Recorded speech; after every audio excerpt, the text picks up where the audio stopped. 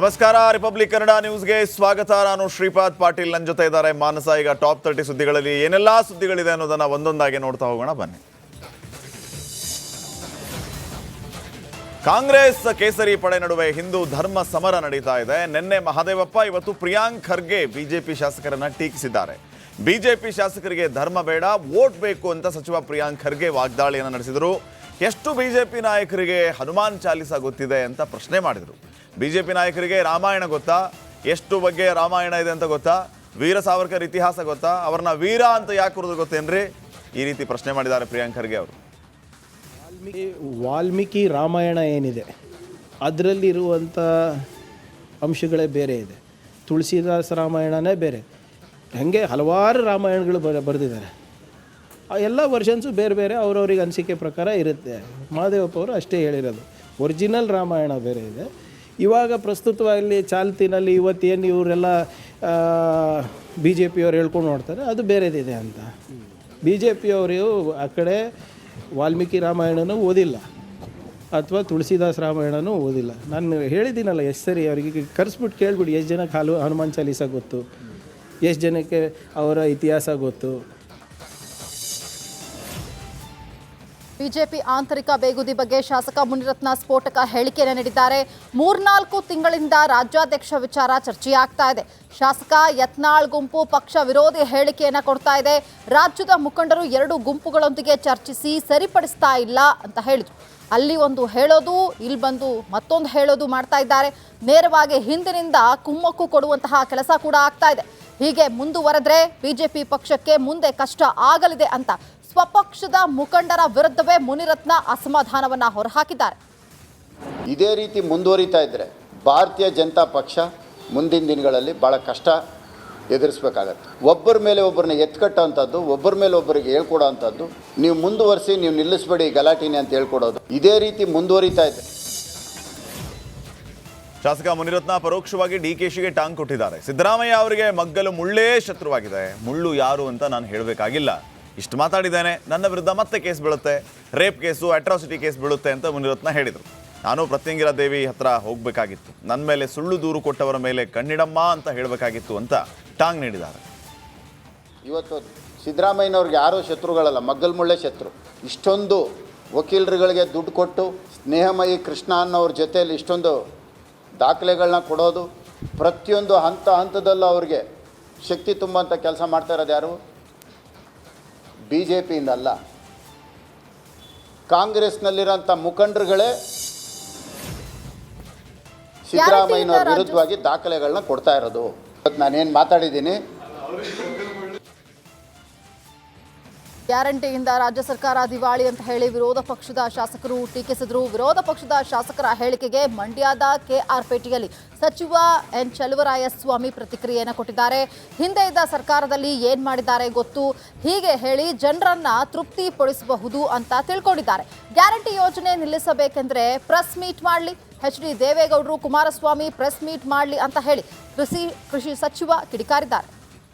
5 ವರ್ಷ ಹಿಂದೆ ಅವರ ಸರ್ಕಾರ ಇತ್ತಲ್ಲ, ಅವಾಗ ಏನೇನು ಮಾಡಿದ್ದಾರೆ ನಮ್ಗೆ ಗೊತ್ತಿದೆ. ಜಿಲ್ಲೆಯಲ್ಲಿ ನಾವು ಮಾಡ್ತಾ ಇರೋದೇ ಜನ ಇದ್ದಾರೆ. ನಾನು ಎಮ್.ಎಲ್.ಎ ತೃಪ್ತಿ ಪಡಿಸೋಕ್ಕಾಗುತ್ತಾ? ಯಾರು ಬರಲಿ ಮಾತಾಡ್ತೀನಿ. ಅಲ್ಲ, ಜಿಲ್ಲೆ ಎಲ್ಲ ಶಾಸಕರು ಇವ್ರು ಬೇರೆ ಅವ್ರು ಬೇರೆ ಏನಿಲ್ಲ, ಎಲ್ಲ ಶಾಸಕರು ಒಂದೇನೆ. ಕಾಂಗ್ರೆಸ್ ಸರ್ಕಾರ ಬರೀ ಗ್ಯಾರಂಟಿ ಯೋಜನೆಗಳು ಜೋತ್ ಬಿದ್ದೈತೆ ಅಂತೇಳಿ. ಹೌದು, ಗ್ಯಾರಂಟಿ ನಿಲ್ಲಿಸ್ಬೇಕಂತ ಅವರ ಪ್ರೆಸ್ ಮೀಟ್ ಮಾಡ್ಸೋಕ್ಕೆ ಹೇಳು. ಕುಮಾರಸ್ವಾಮಿ ಅವ್ರು ಕೇಳಿ, ದೇವೇಗೌಡರು ಕೇಳಿ, ಗ್ಯಾರಂಟಿನ ನಿಲ್ಲಿಸಿ ಅಂತೆ. ಸಿದ್ದರಾಮಯ್ಯ ಅವರಿಗೆ ಬಿಜೆಪಿ ಶಾಸಕ ಮುನಿರತ್ನ ಮೆಚ್ಚುಗೆ ಮಾತುಗಳನ್ನು ಆಡಿದ್ದಾರೆ. ನಾನು ಸಿದ್ದರಾಮಯ್ಯ ಅವರ ಶಕ್ತಿ ನೋಡಿದ್ದೇನೆ. ಅವರು 650 ವೋಲ್ಟ್ ಕರೆಂಟ್ ಮುಟ್ಟಿದ್ರೆ ಸುಟ್ಟು ಹೋಗ್ತಾರೆ ಅಂತ ಹೇಳಿದರು. ನಾನು ಅವ್ರ ಜೊತೆಗೆ 5 ವರ್ಷ ಕೆಲಸವನ್ನು ಮಾಡಿದ್ದೇನೆ. ಅವರಿದ್ದರೆ ಜನ, ಅವರಿಲ್ಲದೆ ಇದ್ದರೆ ಹಣ ಕೊಟ್ಟು ಕರಿಬೇಕು. ಸಿದ್ದರಾಮಯ್ಯ ಕಾಂಗ್ರೆಸ್ಸಲ್ಲಿದ್ದರೆ 135 ಸೀಟು, ಆಚೆ ಹೋದರೆ ಶೂನ್ಯ ಅಂತ ಹೇಳಿದರು. ಸಿದ್ದರಾಮಯ್ಯನವ್ರೇನು 11 KVA ಕರೆಂಟ್ ಅಲ್ಲ, ಅದು 660 KVA. ಅದನ್ನು ಮುಟ್ಟೋದಷ್ಟು ಸುಲಭ ಅಲ್ಲ. ಅದನ್ನು ಮುಟ್ಬಿಟ್ಟು ಗೆಲ್ತೀವಿ, ಚಲಾವಣೆ ಆಗ್ತೀವಿ ಅಷ್ಟು ಆ ಭ್ರಮೆಯಲ್ಲಿದ್ದರೆ ಅದು ಭಾಳ ತಪ್ಪು. ಸಿದ್ದರಾಮಯ್ಯನವ್ರ ಜೊತೆ ನಾನು 5 ವರ್ಷ ಕೆಲಸ ಮಾಡಿದವನು, ಸಿದ್ದರಾಮಯ್ಯನವ್ರ ಜೊತೆ ಒಡನಾಟ ಇಟ್ಕೊಂಡವನು, ಸಿದ್ದರಾಮಯ್ಯನವ್ರ ಮನಸ್ಥಿತಿ ಗೊತ್ತಿರೋವನು, ಸಿದ್ದರಾಮಯ್ಯನವ್ರ ಶಕ್ತಿ ನೋಡಿರೋನು. ಸಿದ್ದರಾಮಯ್ಯನವರಲ್ಲಿರೋವರೆಗೂ ಸಂಖ್ಯೆ 136. ಸಿದ್ದರಾಮಯ್ಯನವ್ರು ಏನಾದರೂ ಒಂದು ಕಾಲಲ್ಲ, ಒಂದು ಬೆರಳು ಆ ಕಡೆ ಇಟ್ಟರು ಶೂನ್ಯ. ಮೆಟ್ರೋ ಟಿಕೆಟ್ ಪ್ರಯಾಣ ದರವು ದುಬಾರಿಯಾಗಿದ್ದು ಶೇಕಡಾ 46ರಷ್ಟು ದರ ಏರಿಕೆ ಪ್ರಯಾಣಿಕರು ಕಿಡಿಕಾರ್ತಾ ಇದ್ದಾರೆ. ಇಂದು ಬಿಜೆಪಿ ಶಾಸಕರು BMRCL MDಯನ್ನ ಭೇಟಿಯಾಗಿದ್ದಾರೆ. ಶಾಸಕರಾದ ರವಿ ಸುಬ್ರಹ್ಮಣ್ಯ, ಮುನಿರಾಜು, CK ರಾಮಮೂರ್ತಿ, ಮುಖ್ಯ ವಕ್ತಾರ ಅಶ್ವಥ್ ನಾರಾಯಣ್ ನಿಯೋಗ ಭೇಟಿಯಾಗಿ ಮೆಟ್ರೋ ದರ ಹೆಚ್ಚಳ ಕೈಬಿಡಿ ಅಂತ ಹೇಳಿ ಮನವಿಯನ್ನ ಸಲ್ಲಿಸಿದ್ದಾರೆ. ರಾಜಕೀಯ ಕೆಸರೆರಚಾಟದ ಮಧ್ಯೆ ದರ ಏರಿಕೆ ಪರಿಷ್ಕರಣೆಗೆ ಮನವಿ ಪತ್ರ ಸಲ್ಲಿಸಿದರು.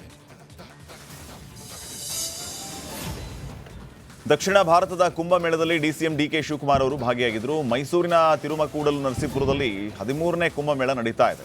ಕುಂಭಮೇಳದಲ್ಲಿ DCM DK ಶಿವಕುಮಾರ್ ಭಾಗಿಯಾಗಿದ್ದು 2ನೇ ದಿನ ಪುಣ್ಯ ಸ್ನಾನವನ್ನು ಮಾಡಲಿದ್ದಾರೆ. ನಾಳೆ ಸಂಜೆ 4 ಗಂಟೆ ವೇಳೆಗೆ ಕಾವೇರಿ, ಕಪಿಲಾ, ಸ್ಫಟಿಕ ಈ ತ್ರಿವೇಣಿ ಸಂಗಮಕ್ಕೆ DK ಶಿವಕುಮಾರ್ ಅವರು ಆಗಮಿಸಿ ಪುಣ್ಯ ಸ್ನಾನ ಮಾಡಿ ಸಂಗಮ ಆರತಿ ಕಾರ್ಯಕ್ರಮದಲ್ಲಿ ಭಾಗಿಯಾಗಲಿದ್ದಾರೆ.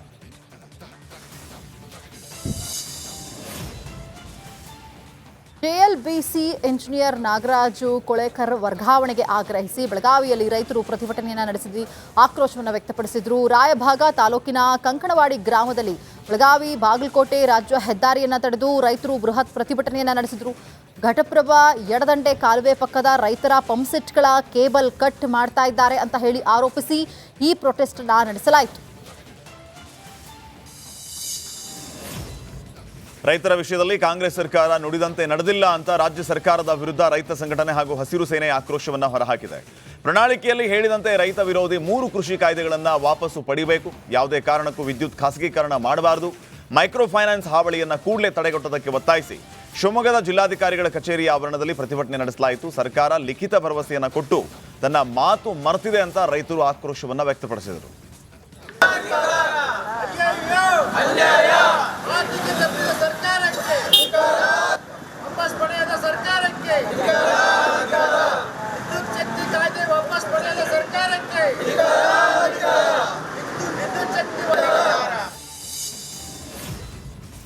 ಖೋಖೋ ವಿಶ್ವಕಪ್ನಲ್ಲಿ ಗೆದ್ದು ಬಂದಂತಹ ಕ್ರೀಡಾಪಟುಗಳಿಗೆ ಸರಿಯಾಗಿ ಗೌರವ ಸಿಕ್ಕಿಲ್ಲ ಅನ್ನೋ ಆರೋಪ ಕೇಳಿಬಂದಿದೆ. ತುಮಕೂರು ಜಿಲ್ಲಾ ಖೋಖೋ ಮಂಡಳಿ ಸರ್ಕಾರದ ವಿರುದ್ಧ ಆಕ್ರೋಶವನ್ನು ವ್ಯಕ್ತಪಡಿಸಿದೆ. ಖೋಖೋ ಸಂಸ್ಥೆ ರಾಜ್ಯಾಧ್ಯಕ್ಷ ನಿವೃತ್ತ ACP ಲೋಕೇಶ್ವರ್ ನೇತೃತ್ವದಲ್ಲಿ ಈ ಪ್ರತಿಭಟನೆ ನಡೆಸಲಾಯಿತು. ವಿಶ್ವಕಪ್ ವಿಜೇತ ಕ್ರೀಡಾಪಟುಗಳಿಗೆ A ಗ್ರೇಡ್ ಮತ್ತು B ಗ್ರೇಡ್ ಸರ್ಕಾರಿ ಹುದ್ದೆಗಳನ್ನು ನೀಡಬೇಕು, ಹಾಗೆ 5 ಲಕ್ಷ ರೂಪಾಯಿ ಬಹುಮಾನವನ್ನು ವಾಪಸ್ ಪಡೆದು ತಲಾ 50 ಲಕ್ಷ ಕೊಡುವಂತೆ ಒತ್ತಾಯಿಸಿದರು.